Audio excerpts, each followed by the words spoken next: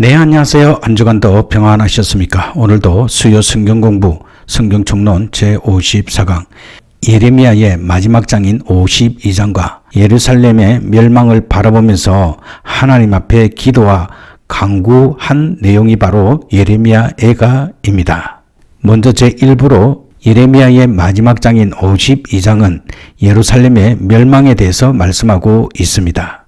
요시야 왕의 개혁 정책에도 불구하고 유다의 우상 숭배와 죄악들은 계속되었습니다. 그 결과 요시야의 맏아들 여호아하스가 왕이 된 지 석 달 만에 애굽으로 사로잡혀갔고, 요시야의 둘째 아들 여호야김은 유다를 11년간 치리하다가 바벨론으로 끌려가 죽었으며, 여호야김이 죽은 후에 그 아들 여호야긴도 왕이 된 지 석 달 열흘 만에 역시 바벨론으로 끌려갔습니다.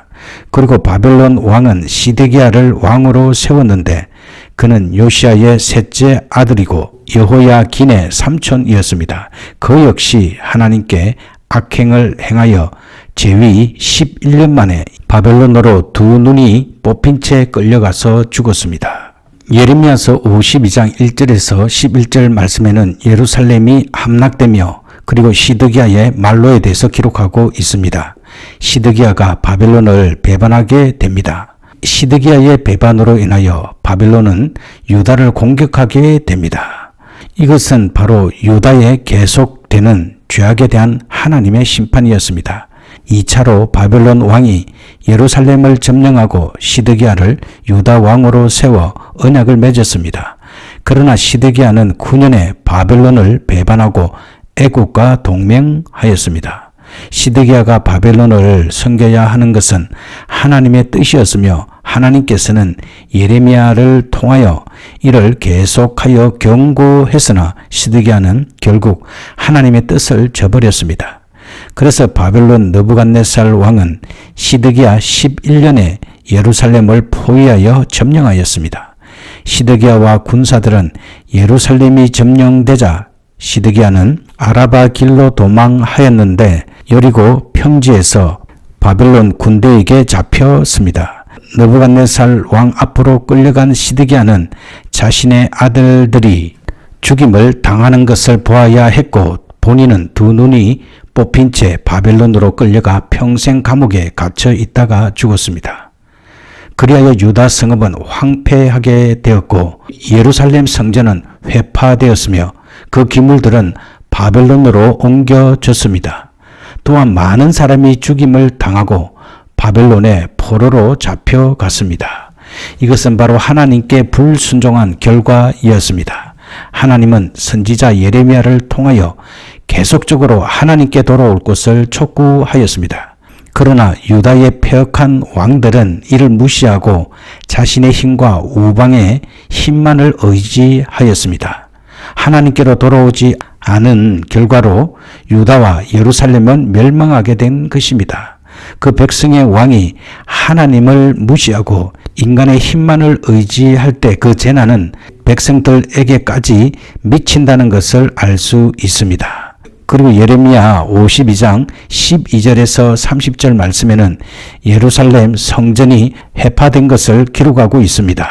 느부갓네살 19년에 시위대 장관인 느부사라단이 예루살렘에 와서 악행을 저지르게 됩니다. 그리고 유다 족속 중에 많은 사람을 죽였고 바벨론으로 끌고 가게 됩니다. 먼저 그는 성전을 회파하였습니다. 느부사라단은 예루살렘에 와서 성전, 왕궁, 예루살렘의 모든 집, 귀인들의 집을 불살랐고 예루살렘 성벽에 사면벽을 헐었습니다.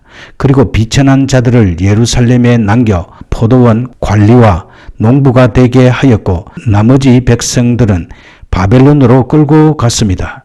또한 대제사장, 부제사장, 성전 문지기 3사람, 군대 장관 1사람, 왕의 시종 7명, 유다인 60명을 붙잡아 바벨론 왕에게 나아갔는데 바벨론 왕이 림나에서 이들을 쳐 죽였습니다. 그리고 성전의 모든 기구를 바벨론으로 가지고 갔습니다. 또한 유대 민족은 3차례에 걸쳐 바벨론으로 끌려갔는데 1차는 주전 605년 여호야김 3년에 끌려갔고 2차는 주전 597년 여호야긴 3개월 때에 끌려갔으며 3차는 주전 586년 시드기야 11년에 끌려갔습니다. 따라서 유다는 완전히 멸망하게 되었습니다. 바로 이것은 믿는 자에 대한 하나님의 경고임을 알 수 있습니다. 하나님은 계속적으로 범죄하고 회개하지 않으면 자신의 성전일지라도 회파하십니다. 따라서 하나님을 믿는다고 아무렇게나 행동하면 하나님은 크게 징계하십니다. 그러나 이렇게 징계하시는 하나님의 이면에는 결코 변하지 않는 사랑이 있습니다. 그래서 완악해진 택한 백성들이 결국은 회개하고 다시금 자신에게 돌아오게 만드십니다. 우리는 하나님의 이러한 사랑에 감사하면서 죄악을 범하여 징계받기보다 먼저 하나님 안에서 풍성한 삶을 살아야 할 것입니다. 예레미야서 52장 31절에서 34절 말씀에는 여호야긴 왕의 추록에 대해서 말씀하고 있습니다. 여호야긴 왕은 유다의 왕이 됩니다. 그러나 그는 하나님께 징계를 받아 바벨론으로 끌려가게 되었지만 그의 말년에 바벨론 포로지에서 영승한 대접을 받게 됩니다. 이것은 바로 여호야긴 왕이 하나님의 징계에 순종하였기 때문입니다. 여호야긴 왕은 바벨론의 제2차 침입 때에 바벨론으로 끌려간 왕이었습니다. 그는 18세의 왕이 되어 석 달 열흘간을 유다를 치리하면서 여호와 보시기에 악을 행하였고 바벨론을 배반하였습니다. 그 결과 바벨론 느부갓네살 왕이 예루살렘을 포위하였고 모친과 신복 그리고 방백과 내시들은 바벨론으로 끌려가 37년간 감옥 생활을 하였습니다. 그 후에 바벨론 왕 에윌 모로닥이 즉위하면서 바벨론에 반항하지 않았던 여호야긴을 석방시키고 그의 지위를 높여서 일평생 왕 앞에서 음식을 먹게 하였습니다. 하나님은 여호야긴이 범죄하였기에 징벌하셨지만 바벨론에게 항복하라는 말씀에 순종하였으므로 말년에 그를 높여주셨습니다. 따라서 우리는 징계받을 때 신자가 취해야 할 행동이 무엇인지 배울 수 있습니다. 시드기야 왕은 끝까지 하나님의 말씀에 순종하지 않아서 비참한 최후를 맞게 되었습니다.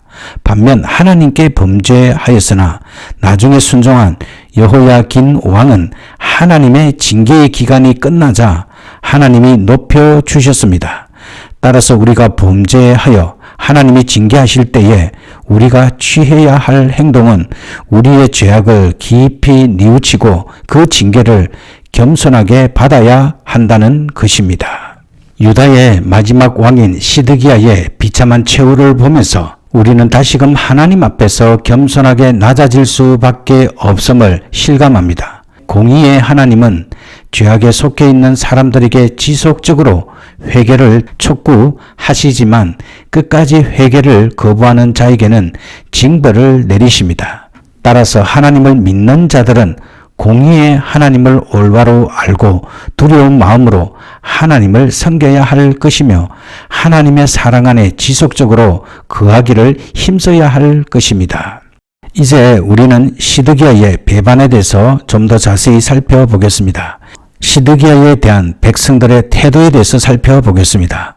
유다 백성들은 외국인 느부갓네살이 왕으로 지명하여 세운 시드기야를 그들의 진정한 왕으로 받아들이지 않았습니다.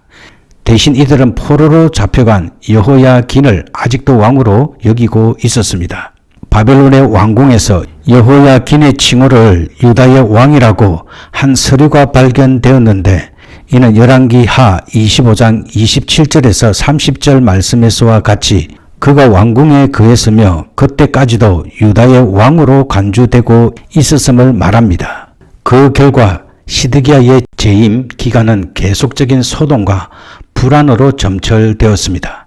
더욱이 시드기야는 반바벨론파의 귀를 기울였으므로 바벨론에 대한 반항이 더욱 거세게 되었습니다. 마침내 시드기야는 배반하였습니다. 예루살렘 안에 강력한 바벨론 파들은 반란에 대한 압력을 불어넣어 시드기야로 하여금 애굽의 도움을 요청하게 하였습니다.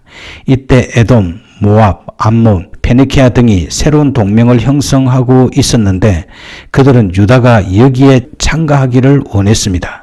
거짓 선지자들은 하나님이 바벨론의 명예를 깨뜨리셨으므로 2년 안에 유다 포로들이 돌아올 것이라고 선언하여 협력하였습니다. 또한 애굽에서 느고를 계승한 삼메티쿠스 2세가 왕이 된 것과 바벨론 자체에서의 작은 반란의 사건은 시드기야 4년에 혁명적인 불길을 더욱 촉진하였습니다. 시드기야는 반바벨론파에게 넘어가지 않았지만 5년 후에는 설득을 당하여 반란을 일으켜 애굽에 원조를 요청하게 됩니다. 시드기야의 배반은 예루살렘이 완전히 멸망되고 성전이 파괴되는 원인이 되며 하나님의 예언이 성취되는 계기가 됩니다. 그리고 이제 느부갓네살 왕에 대해서 간단하게 살펴보겠습니다. 느부갓네살 왕은 BC 605년에서 562년에 활동한 왕입니다. 느부갓네살 왕은 포르기 예언서에서 자주 언급되는 바벨론의 왕으로 바벨론 연대기에 따르면 그는 BC 606년에 황태자로서 아수르인에 대항하여 바벨론 군대를 지휘했으며 그 이듬해에 갈그미스 전투에서 애굽의 왕 느고와 싸워 승리를 거둡니다. 그리고 수리아와 팔레스틴을 정복하게 됩니다. 느부갓네살이 하티 지역 정복에 종사하는 동안 그의 아버지 나보폴라사르는 21년간의 통치를 마감하고 BC 605년 압비월 8일에 죽게 됩니다. 이 시기는 유다가 애굽의 조공을 바치고 있었으나 느부갓네살의 정복에 의해 다니엘과 다른 포로들을 바벨론으로 끌고 갔던 때입니다. 10년 후에 그는 반역한 예루살렘의 시드기야 왕에게 진군하여 BC 586년에 예루살렘을 멸망시키고 시드기야를 포함하여 많은 사람들을 포로로 끌고 갔습니다. 그의 치세의 마지막 30년에 대해서는 알려진 바가 없으나 그는 많은 종교적인 신전을 세웠고 이스카르 문과 성스러운 행렬용 길을 닦는 등의 건축 업적으로 유명합니다. 그의 유다에 대한 정책과 마지막 업적은 예레미야, 에스겔, 다니엘서에 기록되어 있습니다. 그리고 느무사라단에 대해서 살펴보겠습니다. 느무사라단은 바벨론이 예루살렘을 포위했을 때에 왔던 느부갓네살 왕의 시위대장이었습니다. 그는 예루살렘을 정복하면서 여호와의 전과 왕궁 및 예루살렘의 모든 집을 불살랐습니다. 그리고 예루살렘 사면의 성벽을 모두 헐어버렸습니다. 그리고 항복하기를 거부하는 자들과 성중에 남아있는 자들을 바벨론으로 끌고 갔습니다. 그렇지만 그는 바벨론 왕의 모든 방백, 무지한 자들과 함께 예레미야를 선대했으며 그를 유다인의 귀인이며 그 땅에 총독으로 임명받은 그다랴와 함께 살도록 선처를 베풀기도 하였습니다.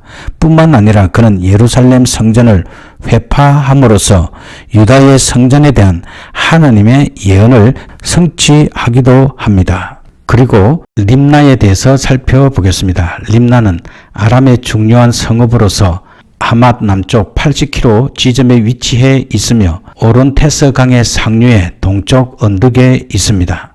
림나는 유다왕 여호아하스가 애굽왕 바로 느고에 의해서 갇혀 있던 곳이며 바벨론 왕 느부갓네살이 반란을 일으켜 독립을 꾀했던 시드기야의 두 눈을 빼고 그의 아들들을 죽였으며 유다의 모든 귀인들을 죽인 곳이기도 합니다. 그리고 에월 모로닥에 대해서 살펴보겠습니다. 에월 모로닥은 느부갓네살 왕의 2세로서 아버지가 죽자 왕위에 오르게 됩니다.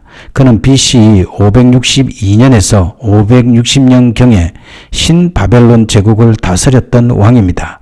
그에 대한 자세한 내용은 알 수 없으나 그가 왕이 되면서 유다의 포로인 여호야긴 왕을 옥에서 풀어내어 바벨론 왕국에 거할 특권을 주었다고 합니다.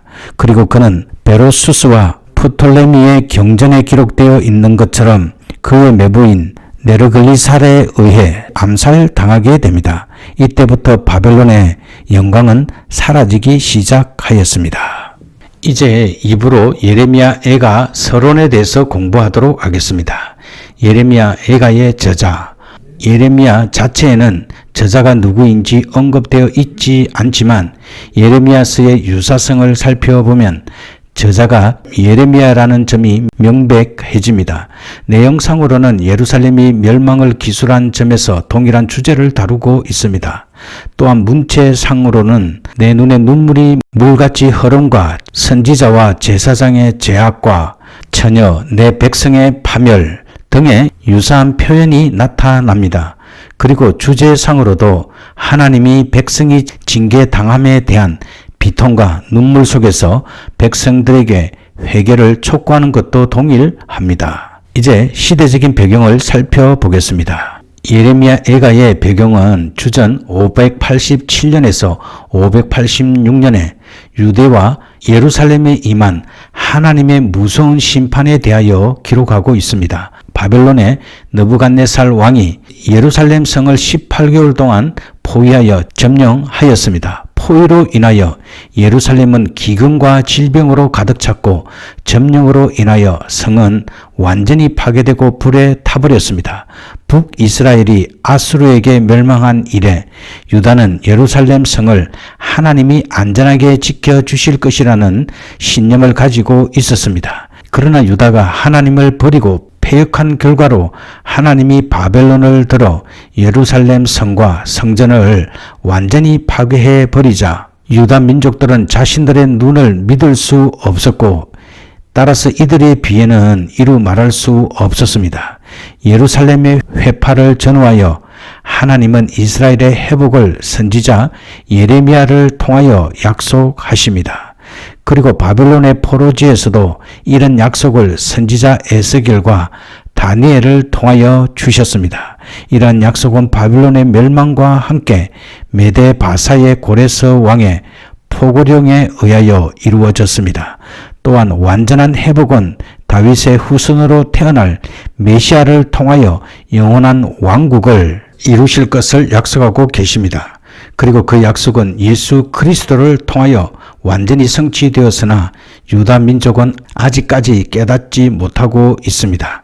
유다 민족이 이 애가를 상당히 애독한 사실은 역사적으로 알 수 있는데 그것은 이 애가가 유대의 중요한 연중 행사 중 5 두루마리 책에 포함되어 있기 때문입니다. 아보월 9일에 애가는 성전의 파괴를 기억하기 위하여 금식하면서 읽혀졌습니다. 이제 예레미야 애가의 전체 내용을 요약해서 살펴보겠습니다. 예레미야 애가는 5편의 시들로 이루어져 있습니다. 이 시들의 첫 4편은 히브리어 알파벳 순으로 구성된 이크로스틱 즉 각 행의 첫 자음을 모으면 알파벳 순서로 끝까지 이루는 시의 형태로 이루어져 있습니다.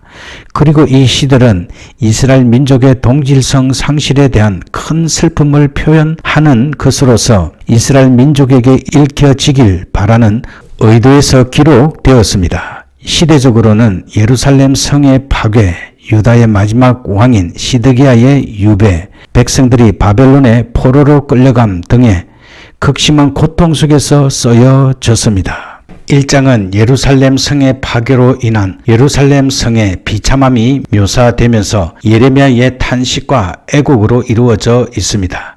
2장의 초반절 역시 예루살렘의 비참한 모습을 기술하였고 후반절에는 예루살렘 성의 멸망 원인인 거짓 선지자의 잘못된 예언을 기술하면서 선지자의 탄식이 기록되어 있습니다. 그리고 3장에는 저자의 애통이 계속되면서 백성들을 향하여 회개를 촉구하고 있습니다. 그리고 유다 백성들을 위하여 하나님의 자비하심과 신실하심을 조차 긍휼을 구하고 있습니다. 4장은 다시 예루살렘의 비참한 현실에 대한 탄식과 선지자와 제사장들의 죄악을 기술하고 있고 마지막으로 위로와 하나님께 대한 소망이 나타납니다. 5장에서는 유다 백성의 처지를 하나님께 신원하고 하나님의 구원과 회복을 강구함으로 끝마치고 있습니다. 예레미야 애가는 예루살렘의 파괴로 인한 선지자 예레미야의 애통을 기록하고 있습니다. 그러나 예레미야는 애통의 5편의 시를 쓴 것으로만 요약되는 것이 아니라 그 가운데 하나님의 신실한 약속을 의지하여 하나님의 무한한 자비와 긍휼을 구하고 있습니다. 또한 백성에게는 진정으로 회개하여 하나님께로 돌아올 것을 종용하고 있습니다. 그래서 예레미야 애가에서는 하나님의 공의와 회개하는 자에 대한 하나님의 자비와 긍휼을 기록하고 있습니다. 이제 전체 내용을 살펴보겠습니다. 1장에는 예루살렘 성의 멸망과 애통에 대해서 기록하고 있습니다. 그리고 1장 1절에서 11절 말씀에는 예루살렘의 비참한 상태에 대해서 기록하고 있으며 1장 12절에서 22절 말씀에는 예레미야의 탄식에 대해서 기록하고 있습니다. 그리고 2장에서는 예루살렘 성의 모습과 멸망 원인에 대해서 말씀하고 있습니다. 2장 1절에서 10절 말씀에는 비참한 성의 모습과 2장 11절에서 22절 말씀에는 성의 멸망 원인에 대해서 기록하고 있습니다. 그리고 3장에서는 예레미야의 간구와 회개를 촉구하는 내용을 기록하고 있습니다. 3장 1절에서 18절 말씀에는 예레미야 선지자의 탄식에 대해서 말씀하고 있으며 3장 19절에서 54절 말씀에는 예레미야가 유다 백성들을 향하여 회개를 촉구하고 있습니다. 그리고 3장 55절에서 66절 말씀에는 예레미야 선지자의 간구, 즉 기도에 대해서 기록하고 있습니다. 그리고 예레미야 애가 4장에는 예루살렘의 멸망과 그 죄악에 대해서 기록하고 있습니다.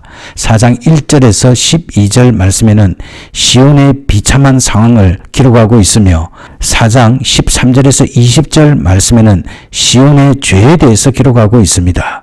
그리고 4장 21절에서 22절 말씀에는 에돔의 심판에 대해서 기록하고 있습니다. 그리고 마지막 장 5장에는 하나님께 회개와 간구의 내용을 기록하고 있습니다. 그리고 예레미야 애가의 주제와 목적 그리고 가치에 대해서 살펴보겠습니다. 1. 주제. 애가의 대주제는 죄악 많은 유다에 임한 재앙과 거룩한 도시와 주님의 성전에 임한 처참한 멸망을 애도하는 것입니다. 애국의 대상은 비참한 상황에 놓인 백성들만이 아니고 그런 참극을 야기시킨 죄를 행한 것에 대한 기록이기도 합니다. 이것을 통하여 선지자는 메마전 유다로 하여금 하나님의 공의로운 손길을 깨닫고 회개하는 마음으로 그의 은혜를 간구해야 할 것을 호소하고 있습니다. 이 예레미야 애가의 기록 목적, 유다에 대한 하나님의 심판은 멸망 그 자체에 있는 것만은 아니었습니다. 변치 않는 언약에 하나님의 회복하심이 포함되어 있습니다. 하나님도 결코 유다를 버리지는 아니할 것이다 라는 것입니다. 따라서 에가스의 목적은 하나님의 심판 예언이 성취되었음을 보여서 미래의 교훈으로 삼게 하기 위함이며 또한 궁극적인 소망이 되시는 하나님을 찬양하여 시리에 빠진 백성들에게 새 소망을 주기 위함에 있습니다. 그리고 세 번째로는 애가의 가치에 대해서 살펴보겠습니다. 예레미야 애가스의 현대적인 가치는 시간과 역사의 제약을 받지 않는 주제를 다루고 있으며 그것을 생활에 광범위하게 적용할 수 있음에서 찾을 수 있습니다. 즉 교회의 영적 영광과 그 영광이 상실되었을 때의 비극, 죄의 극악성, 하나님의 공의와 신실, 언약의 본질과 언약 백성의 의무, 그리고 우리들의 명예에 의존하는 어리석음 등입니다. 그러므로 예레미야 애가서는 우리로 하여금 오늘날의 혼탁한 교회 현실을 신중히 검토하고 자비와 긍휼이 무한하신 하나님께 돌이키도록 사랑의 채찍을 가할 것입니다. 예레미야 애가는 예루살렘 함락을 보고 체험한 한 시인이 그 비참한 현실 앞에서 절망하고 애통해하며 그러면서도 하나님의 구원의 손길을 간절히 바라는 심정으로 노래하였습니다.